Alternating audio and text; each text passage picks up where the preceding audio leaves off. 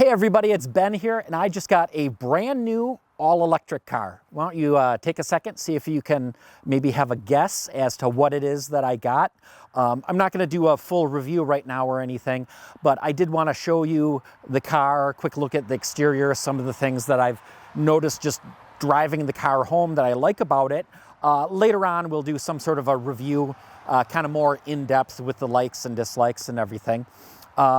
But if you haven't guessed already, this is a 2023 Chevy Bolt EV. It's the 2LT trim, and it's in bright blue metallic, which is a great color. Frankly, I wanted anything other than white, gray, black, something I could find in a parking lot, and you can see even on a kind of gray overcast day.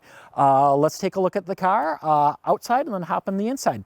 It's just a quick look at the exterior.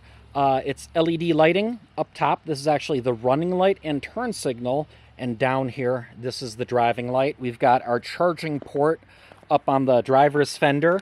One thing that's nice is all of these have DC fast charging standard.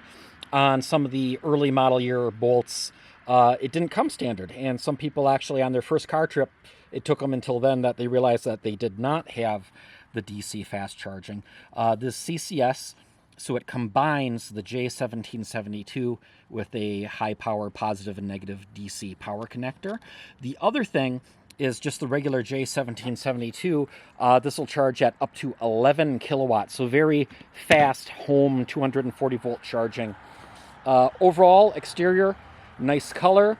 It is a hatchback design. The 2LT trim level includes the little bit fancier rims. And then you can also see on the back here that with the redesign, they changed the taillights. No more little swirly things there. We got a wiper in the back, and it's a hatchback. This is the redesigned front end. Looks a little bit different than the earlier Bolts. I like it. Kind of this style light has certainly grown on me.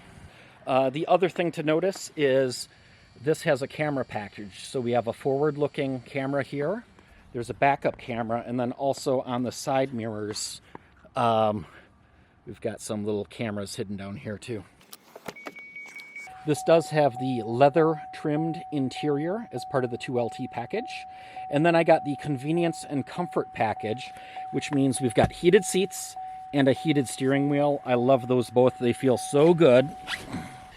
One of the other things I'm totally digging so far is this wireless Apple CarPlay. Basically, it takes my smartphone and turns it into a 10-inch nice bright color display up here. We've got our typical driver's display here too. You know, you've got your range and your speed, everything like that. Plenty of controls right on the steering wheel. Cruise control, voice activation. Right on the back here, there's also a couple of buttons for changing the radio stations and the volume. Oh, like I accidentally just did. Over here, this is the regeneration paddle. So if you're driving along, you just pull that, goes into regen, manual control, which is pretty cool. And the other thing I'm really totally digging is down here, this button is for the one pedal driving, and the car will come to a complete stop. You can drive completely just using the accelerator pedal. You can come up to a stop sign, let off the accelerator, and it'll come you to a full stop, hold you there, turn on the brake lights, the whole 9 yards. Overall, I like the dashboard. I've got a nice big view out the front, auto dimming mirror. Another thing I'm really digging too is that there's physical buttons for the HVAC.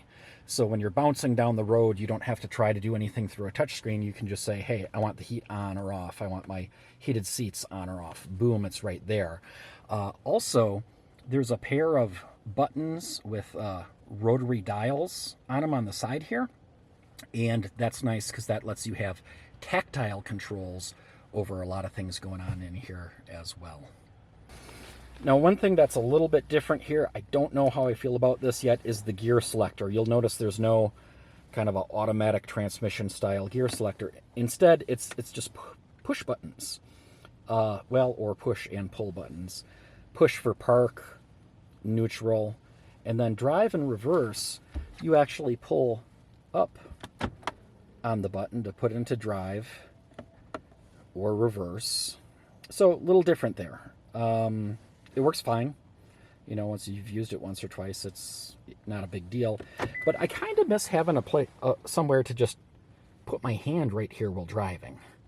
Now, one thing that I'm really liking so far too is the camera system on here. If I just put the car in reverse, we've got this nice, big, bright, clean backup camera. But the 2LT also has the bird's eye view. So like my wife does not love parallel parking. Fantastic for parallel parking or getting in and out of a tight parking lot or anything along those lines. And then you got control over the cameras too. You can kind of take a look at different angles, which cameras you're looking at. You can turn the ladder on and off, and of course that also works with the steering wheel. Steering overall is fine. It's not really sporty or anything. It's, you know, it's steering. It's like a family car. Same with suspension. You know, it's not a sports car. It's fine. I'm probably used to like a little tighter steering and a little stiffer suspension based on other cars that I've driven. Overall, this infotainment center, it works great. It's very responsive. It's clean. You can add apps into it. So like I could have Amazon Alexa on here if I wanted, for example. So it's really neat to be able to kind of upgrade your car just like that. AM, FM, XM radio, hooks right up to your phone. Kind of everything you want right there. I'm telling you though, these heated seats, heated steering wheel, ooh, so warm. So a couple of the big reasons why I went with the Chevy Bolt EV, I was really looking for good value, a lot of bang for the buck. This is the first ever new car that I've owned. New cars are always expensive. I wanted something that would last a while. I wanted something with a big battery. We've got a 66 kilowatt hour battery in here. But I also wanted something normal. I wanted something my wife could just hop in, drive around. She's not going to be embarrassed about. It's not going to look like a city car or a 2012 Moo Edition Mitsubishi i-MiEV. Just a normal car, but with good modern safety features, nice big battery, and a warranty. This was about a $30,000 car. Essentially, I paid MSRP for it. It was actually the first official EV sale at the dealership that I bought it from. I was able to get a $2,000 discount through Uber. And I fully expect to be able to get the $7,500 U.S. federal tax incentive. Now, of course, keep in mind that tax incentive is as much about you, your income, your tax situation as it is about the vehicle.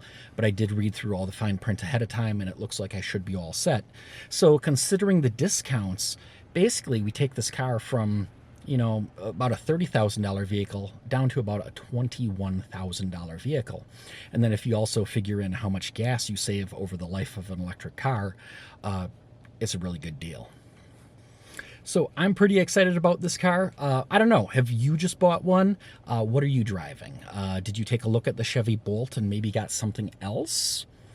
Certainly there's a lot of other great cars out there, but at the same time, it would have been hitting my budget a lot harder as well.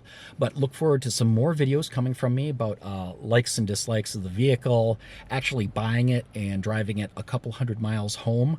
A little bit different situation than the last time I bought an electric car, drove it back home from Chicago in the first snowstorm of the year. And then check out everything at 300mpg.org as well. And until next time, stay charged up.